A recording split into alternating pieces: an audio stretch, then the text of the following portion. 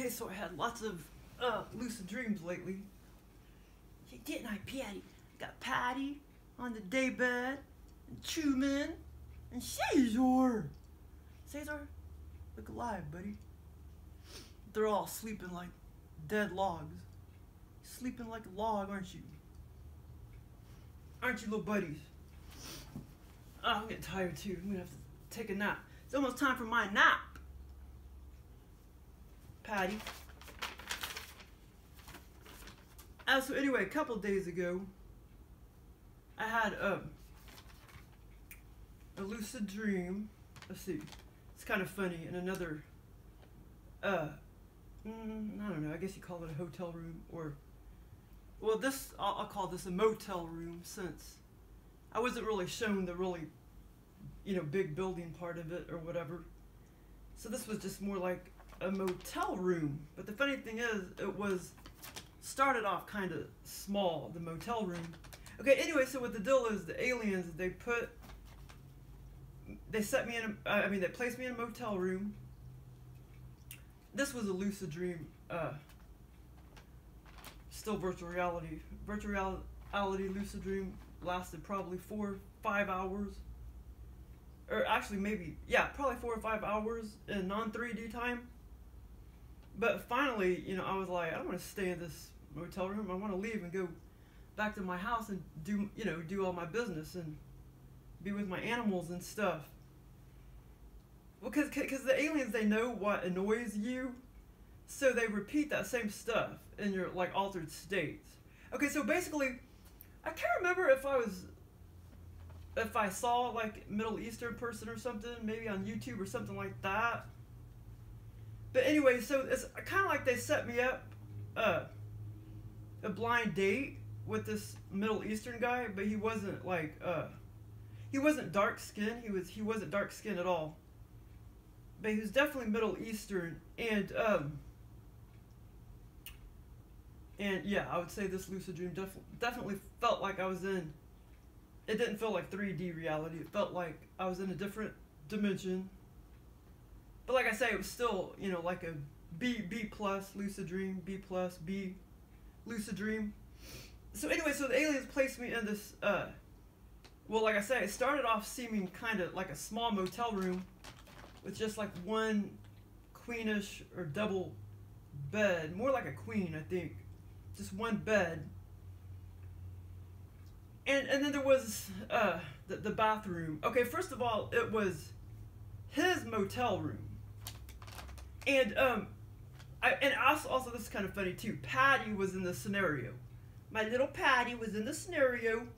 Only Paddy. I have 5 cats, but for some reason they placed Paddy in the scenario. Like, for whatever reason, I took her with me. And so anyway, so also I was on like the it was either, I wasn't on ground level, but I was on about the maybe 4th floor, because Paddy kept kind of jumping up on the window. Maybe it was on the 5th floor, but it was still pretty high up, like 4th or 5th. Not way up there, but I was either on the 4th or 5th. And Paddy kind of kept jumping on the window, and I kept being scared that she was gonna fall out the window. And finally, I was kind of like, Paddy, like, get down. But anyway, so it's kind of like the aliens set me up on this blind date with this Middle Eastern guy, and I didn't even know him at all. Okay, now, but it was already his motel room, and the aliens didn't make me like drive there and blah blah blah blah. They didn't put that in my scenario. They just placed me in the motel room, and like I say, I was probably in that motel room for like 6 or 7 hours. And finally, I was just kind of like, okay, how am I gonna leave out of here? How am I gonna like sneak out of here? Because I finally just got bored, lingering around the motel room, doing nothing or whatever. And so anyway, and we did have some conversation, and it seemed like we talked about some food a couple times, like what we liked or whatever. And then a couple times I remember thinking, okay, I need to go off. The bathroom it's kind of set up just like this. Like, here was the motel room, the bed, and I was positioned this way, and then here was the window, and at one time Paddy was trying to, you know, linger around the window. The bathroom was over here. And a couple times I remember thinking, okay, I'm going to have to go into the bathroom and fix my hair and everything. And so I did go in there a couple of times, and it was just kind of nasty and dirty. Because the aliens remember when I roommated with this Chinese guy. And I did clean his bathroom a couple times, and I don't know, it just got real dirty, you know, so I cleaned it a couple times. He had the big, in real life, he had the big bedroom with the bathroom. And then I had the smaller bedroom with the bathroom and the hallway. I didn't even end up living there 28 days. But that was in real life or whatever, so the aliens kind of put that in my scenario, the nasty bathroom again.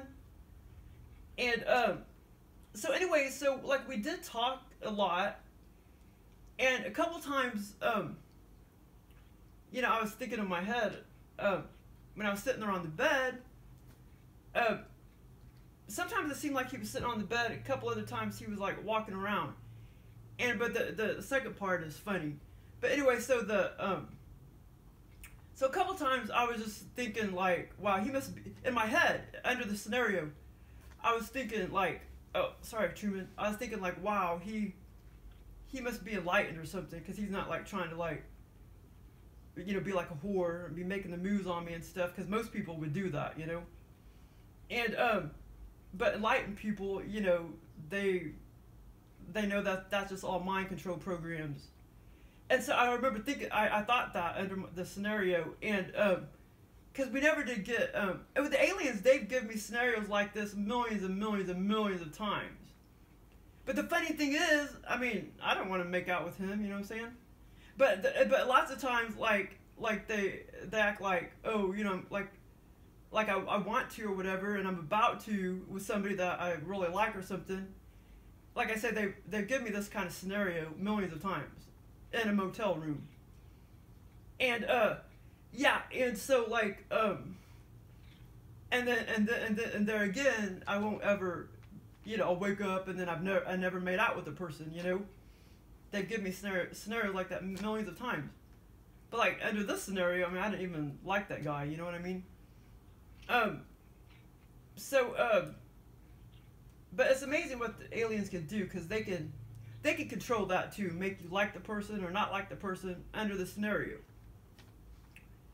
Okay, so anyway, so I was in this motel room, like, a long time. And finally, I did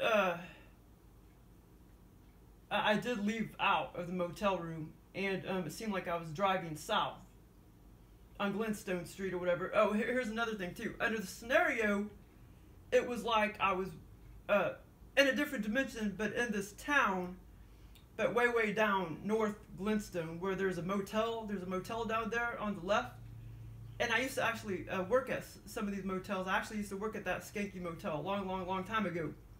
And so it was almost kind of like the aliens kind of put me in that same motel, sort of. But it didn't, under the scenario, it was like I was in a different dimension. It was a much better motel room and blah, blah, blah, blah. But yeah, and so, because I knew, like, when I was about to leave the motel room, I was like, okay, wow, I'm way over here in North Glenstone. I need to go, you know, south to get back home. South Glenstone. And, okay, so here's the other funny part of the scenario. But like I said, I was in this motel room, you know, 5-6 hours and maybe 7 hours. And I wanted to, you know, finally I got bored and I wanted to hurry up and go back home. So anyway, so here's the funny part of the scenario. So then, okay, like I say, the motel room was kind of small. But not long before I knew I wanted to, you know, I was bored and I wanted to leave the motel room, all of a sudden, there was this big, huge swimming pool. He happened to, you know, rent the room that came with the swimming pool inside the motel room. That's the funny part, because at first it seemed like the motel room was fairly small. And then all of a sudden, towards the end of the scenario, there's a big, huge big, huge swimming pool. And it was kind of dirty. It had some leaves in it and stuff. And I remember thinking, you know, well, it would be nice to swim and stuff, but I was thinking in my head it would be nice to swim, but I didn't really come with gear. I didn't have my gear on me, or swimming outfit or whatever, and you know, the aliens know that I don't want to swim in a lot of bleach. And so, of course, I never did swim, but under the scenario, I kind of wanted to, but I knew I probably wouldn't, which I didn't, because of, you know, the chemicals and stuff that they put in the water and stuff. Okay, so anyway, all of a sudden, this big, huge pool appeared in the motel room, like a swimming pool, square, and it was big, pretty dang big, and I also remember thinking, okay, wow, you know, like in my head, wow, okay, so he, I mean, that's a normal thing for some people to rent a room with the swimming pool already in it. I already knew that was a normal thing, and so when the swimming pool appeared and everything, I was just like, wow, he got the room, the motel room, you know, with the swimming pool inside. So that was kind of funny, and then of course that's not normal. You don't rent a motel room with the swimming pool already in the motel room. You got to go elsewhere where there's a big other room with the swimming pool. So that was kind of funny. And but here's the funny part. Okay, there were some several fish swimming around the pool. There were there was one big huge red ear slider like Melina that was in the pool. And then as I started looking around, I was counting like 5 to 8 other smaller red ear sliders that were in the swimming pool. And I knew that they shouldn't have been in there. I knew that they needed to be rescued. And my first instinct was to get the big one, for whatever reason, was to get the one that looked like Melina. I guess because it reminded me of Melina, the real big one.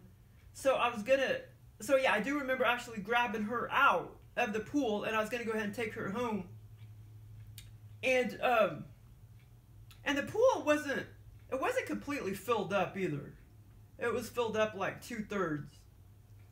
And so I ended up grabbing Melina out of the pool, and then as I started looking around, I was counting like 5, 6, 8 possible other. There was 5 to 8 other smaller red ear sliders swimming around. And I remember thinking, okay, you know, I didn't really care about the fish too much, but I wanted to hurry up and I wanted to go ahead and try to get all the red ear sliders because I knew they didn't really belong in there. So that was kind of the funny part of the scenario. And like I say, the guy it was kind of like a blind date the alien set me up with, and it was a Middle Eastern guy. They do that a lot. They'll set you up with somebody that's not a white person. It'll be like Middle Eastern or black guy or Mexican guy or something like that. Okay, so that was one of my awesome lucid dreams. It was kind of fun, but that was a couple of days ago. And then, oh my god, I've had so many others. Oh yeah, okay, so another lucid dream I had was maybe about a week ago. And the aliens set me, they set me in they placed me in a 4-star, you know, hotel. And now this was under, you know, B+ lucid dream, virtual reality. And anyway, so it was like either a 4 or 5-star hotel. We were on I was on the ground level. I never did go above the ground level, me and my sister. And it was the boyfriend that paid for it and everything, and he's always in real life paying for dinners and stuff if he ever takes us out to dinner, which isn't very often, but he placed us in this 4 or 5-star hotel, and it was me and my sister, and then Dawn, the boyfriend, and like I say, he paid for everything, and let me see. Oh yeah, that's what I wrote down. Upscale hotel. And anyway, so after we ate, okay, I'm gonna say the other parts first. After we ate the steaks, after he gave us the paper bag full of steaks, well, anyway, I'm going to go to the other part first. The other part of the scenario, before we pigged out on the steaks, the raw steaks, like basically, it was an upscale hotel, but as I was looking around and stuff, it didn't really seem that fancy. But it was, you know, the aliens already programmed that for me to think that it was an upscale hotel, even though it didn't really seem like it. So as I started walking around after we ate the steaks, I did come across the little gym area, and there were like 8 or 9 elliptical machines lined up. I came across the little gym area or whatever, and then I walked a little more along, and then I saw like a row of showers, like 8 showers, like little shower stalls where you could go in there and take a shower. But I never was actually in a motel room. I was in on the first floor of the motel, and I was basically the first floor of the motel, but just walking around the hallways. And then as I started walking around the hallways, that's when I saw the little gym of several elliptical machines, but it was like all open. And then when I saw all the 8 like rows of little shower stalls lined up, it was like all open. I mean, they still had like a little curtain or whatever, but it was just like all open. Okay, so basically, that was one lucid dream I had. But the first part of the scenario, it was me and like I say, when we were placed in the upscale hotel, me and my sister were sitting there in the little hallway. It seemed like in the hallway outside of our room, but I never did. The aliens never placed me in the room. This time we were just sitting there, me and my sister. My sister was on the right, and I was on the left. And this scenario lasted. Oh, it lasted a good 5 or 6 hours in non-3D time. But Chrissy, I mean, my sister was on the right, and then I was on the left, and we were sitting down in chairs in like a hallway, in the like hotel hallway, like outside of the rooms. And Dawn came up to us and gave us a paper bag. Gave us a paper bag of lunch. Like, here's your lunch. And then he gave my sister, you know, a big paper bag. Well, it was 2 raw steaks. I mean, steaks like this big. 2 raw steaks and 1 pork patty. And it's kind of funny because the aliens, they copied that from my brain because I just bought a little package of pork patties. Well, I'll never buy them there, all these ever again. But so they put that in my scenario, the little patty. So me and Chrissy each had 2 big, huge. And the funny thing is, in real life, you know, he's always buying food. Don is always buying food, like for Thanksgiving or Christmas or whatever. And but the funny thing is, I don't know where they got the steak part exactly. But anyway, so but these steaks, they were the freshest looking, most like the reddest, freshest looking steaks. Gourmet, I don't know what you call it. They were the freshest, most gourmet looking steaks I've ever seen in my life. And they were like this thick. I mean, this thick. 2 steaks about this big. And so my sister got a steak out, and then I got a steak out, and they were completely raw. That's the gross part. They were completely raw, and I don't eat meat anymore anyway. And even if I do eat meat, I overcook it because I like my meat to taste like beef jerky. Okay, so anyway, so we sat there for like an hour or longer eating our lunch and the meat basically. So my sister, I looked over at my sister at one point and I noticed she ate, what did she eat? She ate both steaks, but she still had her little her raw pork patty left to eat. Me, in my bag, I still had my 2 steaks and the pork patty, but I was still working on 1 steak. And I was able to eat half of it. And like I said, we sat there for an hour. I mean, literally probably an hour under this lucid dream, eating our lunch, which is eating our steak. So, but the thing is, I mean, the whole time I could just taste it. I mean, I was just, but I was only, it was so, to me, meat is so filling, you know. I mean, even under the scenario, I knew meat was filling, and the aliens know that I can't really eat a lot of meat because it's so filling anyway. But I mean, I don't eat meat anyway. But so so even under the scenario, I was only able to eat half of it, just one half of the steak. And so anyway, but we sat there for like an hour eating the red meat, you know, just eating it, and it tasted exactly what a raw steak would taste like. I mean, exactly. And I never even ate raw steak or anything like that. But it tasted exactly what I know what it would really taste like. And I was tasting it and eating it and everything. And like I say, I was only able to eat half of it though. And then when I looked over at my sister, she was able to eat both her steaks, but she wasn't able to eat the pork patty yet. So then, after we got done eating, but I mean, we ate them completely raw. It was so disgusting. But I didn't think anything of it while I was under the scenario, or you know, not until I woke up. I'm like, that was gross, man. But under the scenario, I wasn't like repulsed by it or anything. In real life, I would be repulsed by it.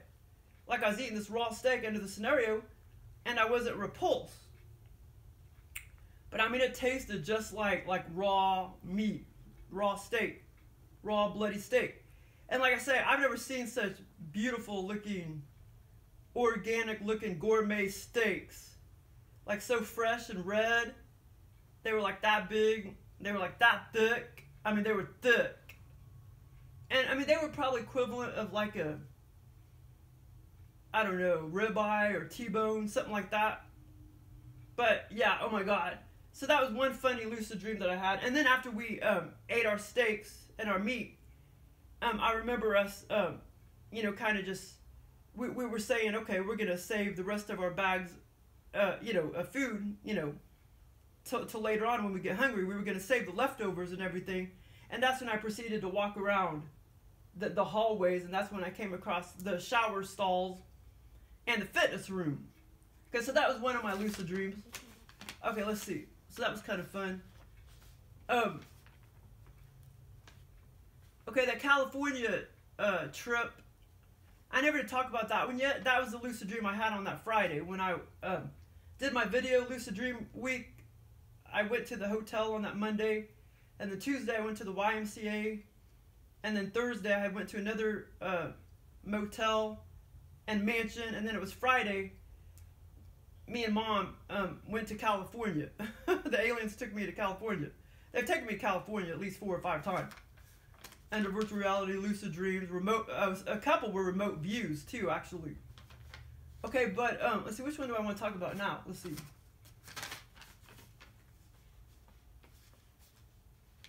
But yeah, it's kind of funny because you know, it was an upscale hotel, and I knew that when I was sitting. You know, when me and Chrissy were sitting, we were placed sitting in the chairs, getting ready to eat our bags of our food, our paper bags, which had the steaks inside. You know, it was kind of funny because I knew it was like an upscale hotel, but as you know, as I was walking around and everything, it didn't seem very upscale. But if they program you to think it's upscale, you know, then under the scenario, you're still gonna know that it's okay. I'm in an upscale hotel. And then after you wake up and you're like, I don't see any evidence that it was really that upscale or anything. Or I didn't see any, you know, evidence under the scenario that it was really upscale. Okay, so, okay, I think I'll talk about this lucid dream I had real quick. A couple, this was like, maybe 10 days ago. The Britney Spears one. And I don't know where they came up with this idea. I maybe saw her over at the side of YouTube or something, and then the aliens just bam gave me the scenario about Britney Spears. It's kind of funny. Okay, so this is how this lucid dream went down, and all of these were like total virtual reality, but more like B plus B minus scenarios. But yeah, it's really weird because they can give you virtual reality that feels like 3D, but they can also give you virtual reality under a total dream state. And you could tell, when you have all these experiences, you could tell, you know, the differences. But anyway, so this was the Britney Spears lucid dream, or where she was cutting hair and auditorium. Okay. So basically, okay, wait, okay, hold on, I'm gonna have to think about it real quick. Okay, yeah. Okay, so basically, I was placed in a mall, and the aliens are always placing me in malls. I was standing there in a mall. I looked ahead, and there was a beauty shop. There was a beauty shop, and Britney Spears was kind of more over to the left of the beauty shop, but it was all open.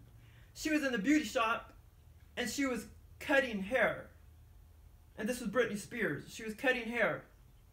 And so I was just like watching her cut hair and everything. And then the person she was cutting hair, it was a woman.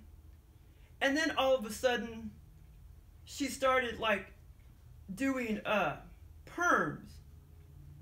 Like perms, and she started dyeing hair and doing perms and stuff. And then, okay, this woman came up and stood beside me. And she, I didn't know who she was, but apparently she was kind of like her agent. And she was, so she was just kind of talking to me, and she's like, she's not supposed to be doing perms or dyes or anything like that. All she's supposed to be doing is cutting hair. And so finally, apparently, this was during a time where Britney Spears wasn't, it was during a time where she was, and well, first of all, as I was standing there, I was thinking, why does she need to cut hair? Because I'm sure she's already rich. She don't need to cut hair. But apparently what the deal was, she still wanted to make herself busy during the times that she's not doing, singing and stuff. But I was thinking that in my head. I'm like, why does she need to cut hair? I mean, I'm sure she's already like rich and everything. Okay, so anyway, and so the agent was telling me she's not supposed to be doing the perms and dyeing of the hair and stuff, only cut the hair. So she went up and walked up to Britney Spears, and she said to her that she can't be doing perms and she can't be doing dyes and stuff like that. Okay, so then she told her what she could do and make even more money was to, you know, during her off season where she's not singing and doing concerts and stuff. She told her that what you could be doing is just go to an auditorium and charge all the people that come in $1 a piece. Charge them $1 to come see you, and then they can just ask you questions and stuff, and you can, you know, answer the questions, and then you can make much more money than cutting hair. Just charge $1 a person, you know, in an auditorium. Okay, so then my mom comes into the scene, and Britney Spears is already in an auditorium, and she's sitting up there on the stage in a chair or whatever, and all these people start coming in and filling up the seats. And then my mom, apparently me and mom wanted to go, so I was like, Mom, you know, like, hurry up, we gotta hurry up and get a seat. Well, my mom, you know, dicked around forever and ever, and I'm like, okay, where are we gonna sit now? Everybody already filled up all the seats. So I'm like, where are we gonna sit now? And so finally, we did find a seat and everything, but at that point, they charged me and my mom $5 a piece. And I remember thinking, we're only supposed to be paying $1, not $5 a piece. Okay, so anyway, oh, I know where the aliens got that $5 from too. So anyway, so because, you know, I guess because we were late trying to find a seat and everything, they charged us $5. And it does seem like I remember somebody asking a question, but I can't remember. It seemed like Britney Spears said something like, she's just going to be doing that temporarily or something like that, you know. But anyway, so that's kind of a funny lucid dream. I don't know where the aliens got that idea from. But now that I think about it, I know where they got that $5 from. Because this lucid dream was after I went to that stupid, what's that called? Thrift store. And they charged me like $5 for a freaking donation. And I didn't want it. I should have asked for my money back, but I didn't want to make a $5 donation. So that's where the aliens got that idea and put that in the scenario. So that was kind of a funny lucid dream that I had about Britney Spears. Okay, oh yeah, then there was another awesome lucid dream where I was eating again, and it was just, oh, so good. And like I say, that raw steak was just so delicious too, as I was eating it. And like I said, we sat there an hour eating it, but I can only eat half of it. And then we put everything back in the paper bags. Okay, but anyway, so, see, and that's kind of gross too, just putting steaks in a paper bag. Oh, here you go. That's kind of gross, you know?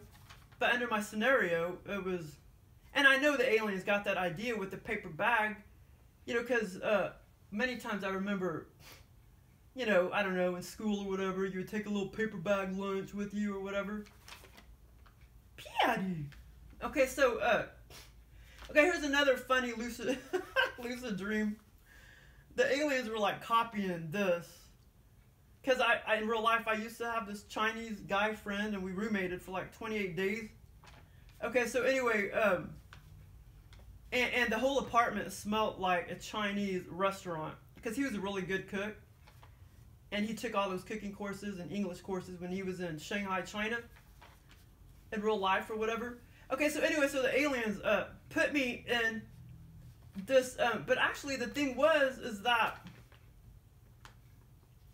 okay, it was, okay, they placed me in this house, and it was, the guy was just, it was kind of like just a friend of mine, the Chinese guy, and then, but it was his father that was cooking us the dinner.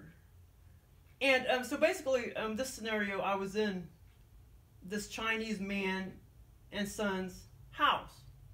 And we were, you know, we talked for a long time. This lucid dream lasted several hours in non-3D time. And so finally, the father, we were in the kitchen most of the time. I was sitting, and many, many times I'm in the kitchen forever. The aliens placed me in kitchens and stuff.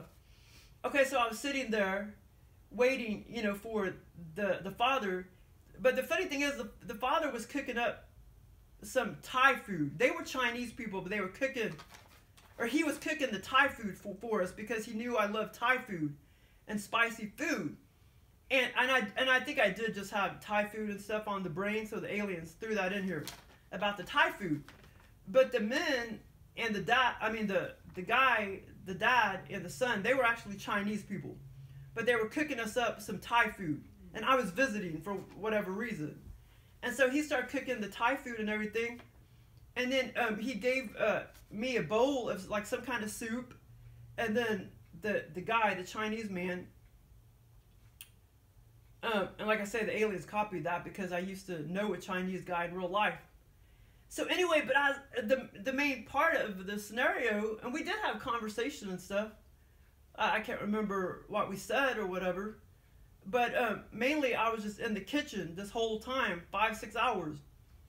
And he finally served me the spicy soup type of stuff. And I was just like eating it, and I was like, it was so good. It was so spicy. It was good. I don't know, all my scenarios now, I'm like eating food and shit. And I can taste it, and it's so good. So, and because the aliens, they know I like spicy, like Thai food or India food. But yeah, it's a wonder they didn't actually put didn't make it like an Indian dish. But it was a Thai dish. It's been a while since I've had Thai food. But yeah, actually I did have Thai food on the brain because I kept thinking about that restaurant in Austin, Texas. That all-natural restaurant where they cook a lot of Thai food. And in real life, the last time I went there, you know, they have 5 pepper star hot, but I got some kind of soup in real life back in Austin. Some kind of soup, but they didn't call it a soup. And it was 4 pepper star hot, and it was still really hot and spicy. So the aliens copied that and put me in this Chinese people's home, and then he cooked us a big Thai dish, Thai bowl of soup type of stuff. But it was good. I mean, I could taste it and everything. So that was another one of my cool lucid dreams. The California trip one may take a little longer. Oh, where was that other one that I was... I think I'm missing one. Let's see, that was the California one. Or Los Angeles one. But, dun, dun, dun, dun, dun. Okay, I'll talk about this other... Okay, no, this is what I'm talking about, where the aliens could, you know, give you virtual reality. Well, they could give you virtual reality in a lucid dream state, or virtual reality 3D feeling state, or under like a more dreamy, like a virtual reality more under a complete dream state. So that's what this other lucid dream, virtual reality lucid dream I had. It's kind of funny. There's a person on YouTube. She has a little turtle, and I'm a subscriber to her or whatever. She has a turtle named Sparky. And so I listen to her. I mean, I watch her videos sometimes. And so under this lucid dream, and I've never been to her house. I know she lives in Maryland, but I've never been to her house or anything. I mean, I can see bits and pieces of it in the video, in her videos or whatever. But basically the aliens, and they do this a lot too, like, even though I've never been into somebody's house, they'll make me go into their house, so to speak, under a lucid dream or whatever. But it may not be, you know, anything like what their house really is in real life or whatever. Okay, so basically, this is a funny part. Okay, so they stuck me in her house, and she has a husband, and he was there as well. The house was just like one level. It was just like very, very long. It was just a very long house. And just one level. And so basically I was walking through her house. I stopped and looked to the right, and the husband was like sitting there in a chair. And I looked at him and I'm like, wow, that he's like, and he does look pretty tall in the videos, but in this scenario, he was at least 7 foot tall. I could tell by the way he was sitting and his legs and everything. I mean, he was 7 foot tall. The husband was. Now, here's the funny part. When I looked at his face, I mean, it was him 100%. When I looked at his face, he looked like he was like 35 years old. Because what the deal was, I don't know, the aliens, I think, threw that in there, making him look younger or something, because I know in real life they had been on a raw diet. And so, but that was kind of funny. I mean, I looked at his face and everything, and it's like, wow, in real life, they're like 75, years old. But under the scenario, and I mean, under the scenario, like, I knew he was, 75 years old, but under the scenario, he was like 7 foot tall or taller. I could tell by the way, he was sitting. And like I say, as I looked at his face, he looked like he was like 35 years old. It was so weird. And, but it was him. It totally was him 100%. And so, okay, so and I think we did say some things, but I can't remember what I said. Okay, so then I started walking, and I do remember seeing, it was a small little dining room, a small little living room area that he was sitting in a chair. And there was other things too, like little tables and knickknacks and stuff. And the whole house was full. I mean, it was full of couches, knickknacks. I mean, it was full and everything. And I started walking on down the hallway a little more, and I remember thinking in my head, I wonder if she's going to show me Sparky, the pet turtle that she has. And I remember thinking, nah, I don't think she's going to show me Sparky, because I knew that he was taking a nap. So I knew, and I looked over there to my left, and I knew that that's where his pen was, his little pen.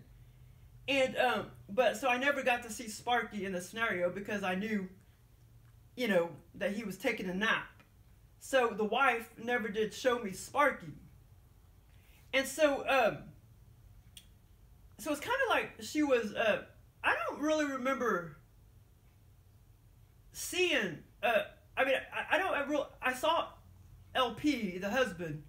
I don't actually remember seeing the wife in this virtual reality scenario, but she was, you know, walking around the house as I was walking through the house and everything, but I don't actually remember seeing her. And but like I said, I remember thinking when I looked over where Sparky was at, his pen, I remember thinking, okay, I kind of wanted to see him, but I knew that she would never show me to him because I knew that he was taking a nap in his pen. Okay, so then as I started walking, you know, down the hallway, like I say, over to the where I saw little Sparky's pen, I walked a little farther, and then I must have reached like a bathroom area. It was like a big bathroom area, and over to my left, on a small little table, there was like all these little shampoo, like A&D ointment, and a little, just all that toxic crap that you get in the stores. It all has nothing but chemicals in it. But there's like A&D ointment, you know, shampoo, little bottles of lotion. I mean, there's like 20 little bottles, you know, on a table, you know, like this, about that, you know, that high. And I was looking at him, and I remember thinking, I can't believe she didn't throw those away yet, because, you know, one of her videos in real life, she threw all of her chemicals and stuff away. And the aliens know I don't put anything like that. I don't buy anything like that. I don't buy anything mainstream. I don't buy any hand lotion. I don't buy anything like that ever. I would never use A&D ointment ever again either. I don't use anything like that.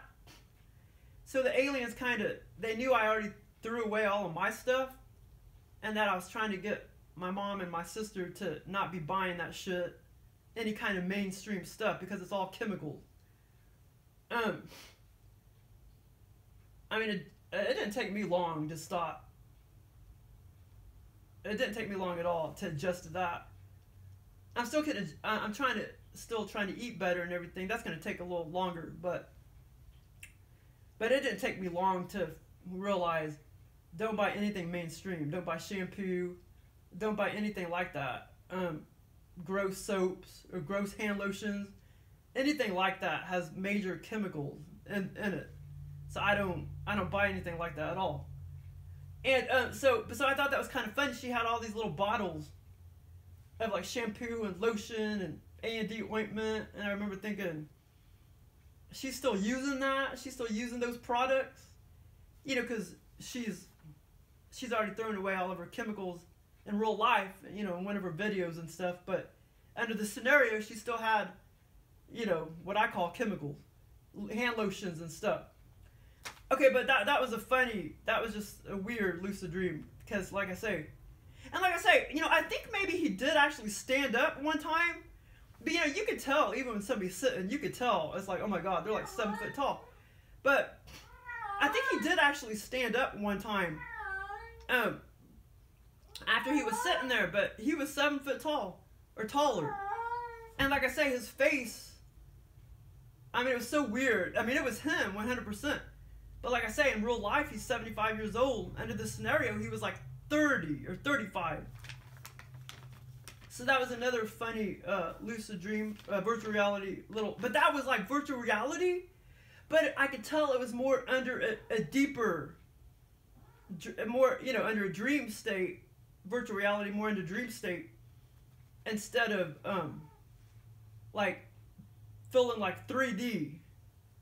Like, I don't really have dreams. If I have a regular shitty dream, it's going to be fuzzy, and I'm not going to remember anything after 5 minutes after waking up. That's a dream.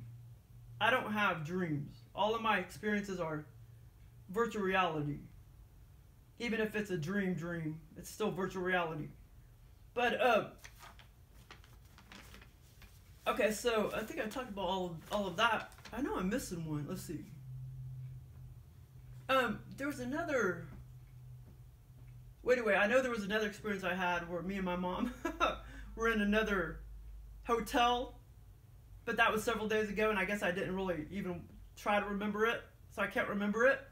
But yeah, it was another experience that placed me in a hotel room, and it was me and my mom, and I can't remember the other parts. But and all it takes if I really wanted to remember it, you know, is just write a couple pieces down, and then I'll remember all of it. Just a couple words to trigger it, and then, you know, I'll remember all of it. But I know there was another lucid dream I had. It must have been too crappy though. Otherwise I would have remembered it better. But it was like me, my mom, my sister. We were in a motel room. But I didn't try to write any bits and pieces down. Otherwise I could probably remember it in my head if I put a couple little parts of it. Okay, so the hotel management, California trip, Britney Spears. But yeah, I don't know what the deal is, but I'm eating like all the time now. And 99% of my scenarios, I'm eating. And it's like so good. Okay, so the other one I had was the that Friday. Like that Monday, I was in the Big O Hotel for hours and hours and hours. That Tuesday, I was at the YMCA for hours and hours and hours. Then Wednesday it was a lucid dream, but crappier lucid dream about swimming in the swimming pool and stuff, outdoors or whatever. That was just not a very good one. I mean, it's still fun, but that one was kind of hard to talk about anyway. And then the Thursday was the one where I was in another mansion, and the hotel about the bank. It was an England bank holiday, basically. That's why I was on vacation for that day. It was a bank holiday or whatever. And then Friday was the California trip, and I haven't talked about that one yet. But and this morning, they placed me in another mansion this morning. This morning, well, I guess I could talk about this one, but it was long, but it was, you know, I guess I could talk about some of it, but basically I was driving my car down a road in a strange town. These kids met up with me in the streets, and they like threw something at my car. So I got out of my car, and under the scenario, it was like kids that I used to know from a long time ago, or that I used to play with from a long time ago. And then all of a sudden, I was like, okay, go show me, you know, your parents' mansion. Because when I was little, I used to play. I used to go in that mansion. This is all under the scenario. I used to go in the mansion when I was little. And so I got out of my car, and they took me in the mansion that I used to play in when I was younger. And, oh my God, it was like huge. Some parts of it was really, really, really old. And I told the kids, I was like, are we ever going to go down in the basement? Are you going to show me the basement again or whatever? We never did make it down into the basement, but in a way I didn't really want to go down into the basement, because the basement, I knew it was really creepy whenever I went down there before when I was younger or whatever. But basically the aliens placed me in another mansion again. But it was these kids I used to play with when I was younger. But under the scenario, like they were still young and I was older. And yeah, and so it was like they were still living there and their parents. And so I was walking around the mansion. It was huge. But a lot of the parts of the mansion, it was just really kind of dilapidated. Some parts weren't, and some parts were. And then the other part of the scenario, I came back out to leave to get into my car, and my car was gone. It was like completely gone. And I forgot what happened after that, but I eventually, my car reappeared. And I forgot. See, that's what I'm saying. This one I had this morning, it was shitty. That's why I can't remember it very good. But yeah, because I've already forgotten a lot of pieces. But it was basically another mansion, lucid dream. Okay, but this California one was a lot more clear, and I can remember all the pieces. I don't know if this Video stopped or what? Did it stop yet? No, it didn't stop yet. Well, dang, I don't know if it's going to cut off on me or not. Okay. I don't know. I may have time to talk about this one. I don't know. Okay, so the California one that I had on that Friday, basically, well, I'm glad I wrote it down, because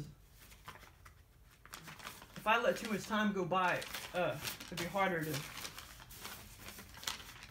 to remember everything when they're like the B+ experiences or whatever. Okay, so basically, on that Friday, the aliens placed me in... Okay, hold on. So me and Mom flew to Los Angeles. Okay, but basically... Okay, hold on. Okay, so this was a out-of-body experience, lucid dream, somewhat virtual reality, B- experience. And so basically, me and Mom flew to Los Angeles, but I was already there first, and then she was to come later with a second plane ticket. And so I was alone for at least a day waiting for her. And, okay, here's the other part. So as I was lingering around the concrete area that seemed like a bus terminal, the aliens placed me in, it almost seemed like a concrete bus terminal, like under a freeway. But it was like outdoors, and it still had like a concrete ceiling. Well, yeah, of course, because if you're under a freeway, the ceiling is going to be concrete, or, you know, the bottom of the freeway. But anyway, the thing is, it actually almost kind of seemed like a bus terminal. The aliens were trying to, because I've kind of roamed around that one in downtown Kansas City, and I think the aliens were trying to copy off of that in real life. They were trying to copy off of that. Okay, but it was actually an airport waiting area, so to speak. They placed me in an airport waiting area. It was a pretty big area, concrete area, cement. But it was more like, almost kind of like a bus terminal. It seemed more like a bus terminal, now that I think about it. But like I say, under the scenario, it really was an airport waiting area. Okay, now me and Mom went to LA in real life back in 2011. And like this is like the 4th, 5th time the aliens had placed me in California. You know, since then, under remote view and lucid dreams and virtual reality experiences and out-of-body experiences. Okay, so in this scenario, we went there just to visit, like a vacation, me and Mom. But my mom came like a day later. Okay, so as I was waiting for her for a day, as I was waiting for my mom for about 1 day in the terminal, and like I say, it was ground level, it was concrete, it was open, outdoors, and like I say, it seemed like I was under a freeway. That's not the first time they placed me on freeways either, concrete freeways.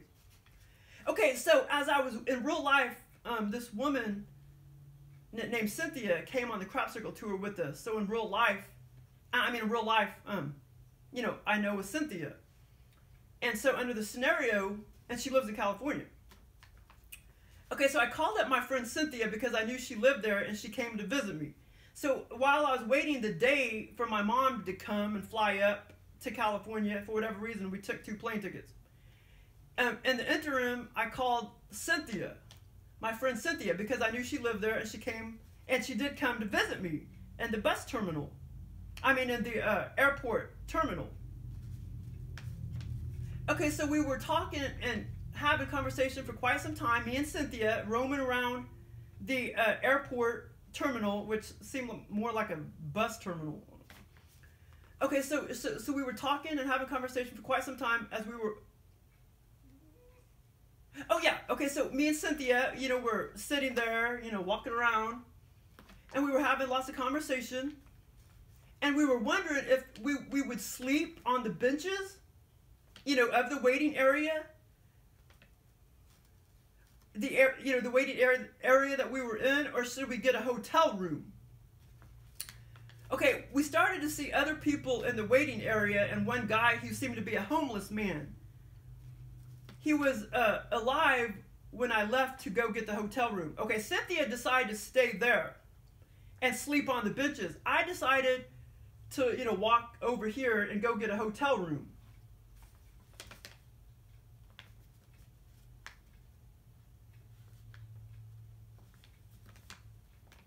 And there was one part I'm editing out, but it's no big deal part. Somewhat, I don't know, like romance type of part, but it was, I don't know, no big deal. Okay, so Cynthia stayed there to sleep on the benches. And I actually went to the hotel room, and I remember opened the door and everything. I was inside the motel room because I stayed there one night. Okay, so when I went back to the waiting area to meet up with Cynthia, after that one night, okay, the homeless man was laying there dead on the concrete floor. When I went back to meet up, when I went back to the waiting area to meet up with Cynthia, the homeless man was laying on there dead on the concrete floor. I saw him like laying there dead. Okay, Cynthia called the cops. So like I said, after I stayed at the motel room for one night, I walked out of the motel room to go meet up with Cynthia, and then I noticed the homeless man laying there dead. But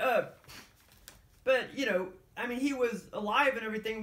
Back up here when I said he was alive and everything, when people started coming in after me and Cynthia were talking and everything. Yeah, so we were talking and having a conversation for quite some time. Whoops. Yeah, and then other people started to come in and walk around. And then we saw one guy over to my left and some benches, and he seemed like a homeless man.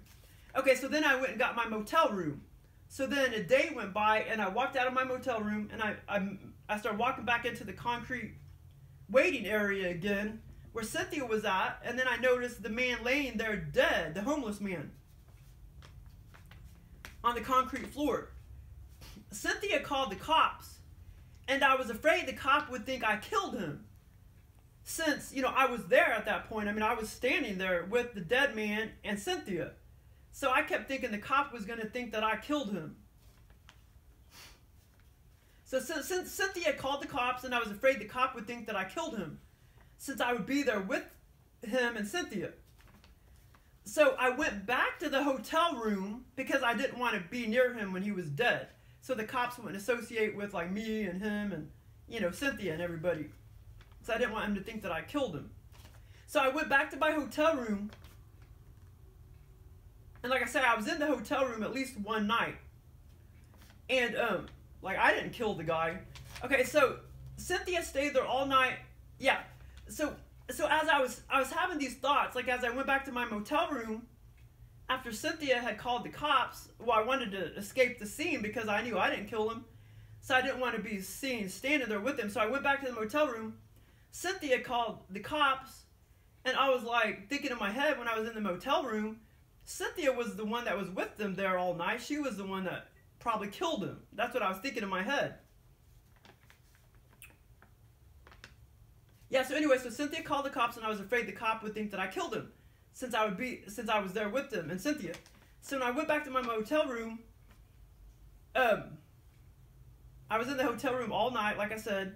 And I didn't kill him because I was in the motel room all night. She was the one that spent the night there, in the waiting area of the airport. Yeah, so Cynthia stayed there all night, of course, like I said, and on the benches or whatever, so I figured she killed him. So the cop came, okay, I was still in my motel room. The cop came knocking on my door, my hotel room door. I opened the door. He was dressed in half-assed cop outfit, like a dark outfit with like a yellow vest on. It just seemed kind of like a half-assed cop outfit. So then we both walked where Cynthia was at and the dead man in the airport waiting area, which seemed like more like a concrete bus terminal. Okay, and the cop was relieved to know that I did not kill him, and he knew that. He finally was convinced. He knew that I didn't kill him. he believed me and that I wasn't around when he died, which I wasn't because I was in the motel room, you know, that one full night. But I kept having thoughts that Cynthia killed him, since she slept there on the benches where the homeless man had died. But anyway, so Cynthia didn't kill him. He just died of natural causes, but Cynthia was the one that spent the night there with him all night. Okay, so apparently he died of natural causes, but that part wasn't really in my scenario. Okay, so this is where my mom jumps into the scene and Cynthia leaves the scene. So me and Mom were walking down what seemed like the 8,000 block of LA looking for a place to eat. Because I think in real life, what was that block? I forgot what address it was, but we were walking down in real life, down that one strip of LA. We were walking down trying to find a restaurant in real life. So the aliens had copied this part in my scenario. I think it was 8,000, the numbers, but I can't remember. Anyway, so me and Mom were walking down the 8,000 block of, you know, this Los Angeles street looking for a place to eat. Okay, I looked over to my left and there were tons of restaurants. No, wait a minute, not over to my left. I mean right. I looked over to my right because we were walking this way, me and Mom. I looked over to my right and there were tons of restaurants. And by the way, it was a warm, clear, and totally sunny day. It was warm, completely clear, totally sunny, just like it was back when I went in 2011, you know, under the scenario. They have taken me there via OBE or OBE lucid dreams many times and 2 times remote view. Well, I guess I could talk about those now. Oh, I was going to talk about those now?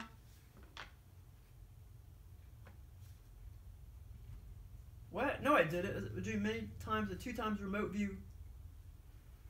Oh, no, I can talk about those later. Okay, so anyway, here's the last part of the scene. I saw tons of people lingering around, walking along the streets as me and Mom started walking down the streets. And a woman who looked 60, okay, a woman was coming up from this direction where the restaurants were, like from a little alleyway. She was walking up from a little alleyway, and so I honed in on her. She looked like she was like Hispanic, blackish Hispanic, or some other. Then I had thoughts of like in my, I didn't talk it. I had thoughts in my head under the scenario. I was like, how can these people afford their rents? And, okay, yeah, so anyway, that was the end of the scenario after me and Mom started walking, looking for restaurants. Because we did that in real life, walk up and down that little, I think it was the 8,000 block of, I'll have to look again what the Indian restaurant was on that me and Mom went to in real life.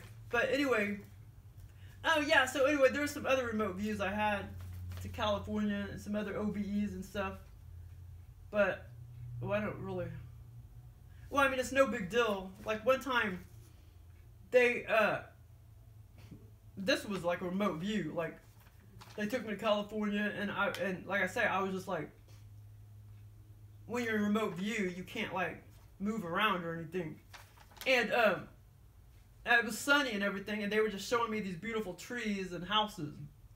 That was one remote view I had, but there were some other, you know, out-of-body experiences that I had in California too, about England and about a crop circle. I was on a crop circle tour, except this was kind of funny. I was actually on the crop circle tour and we were roaming around Los Angeles, which made no sense because I should have been in England.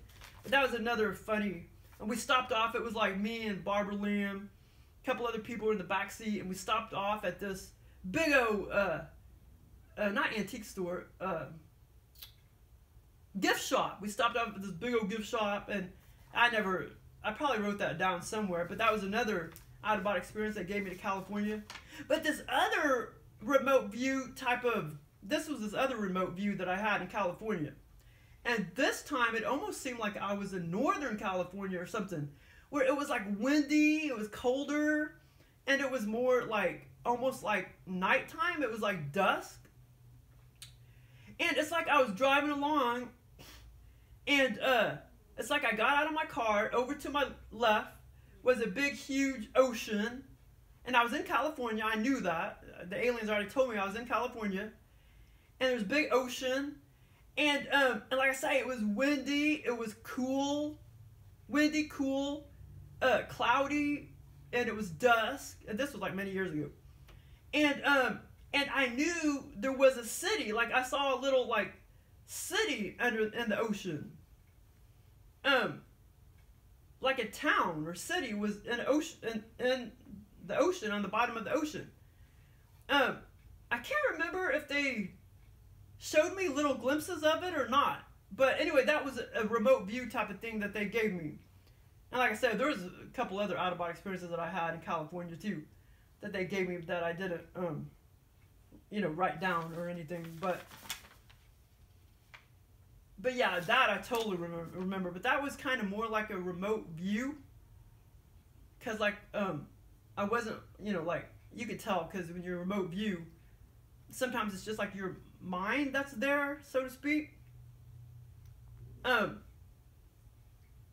like I said, I really can't remember if I actually was, you know, all I know is it seemed like I was in a car. I can't remember if I was really moving or driving. And then over to my left was a big ocean. But yeah, anyway, that's my definition of a remote view, because one time they gave me a remote view of Iraq.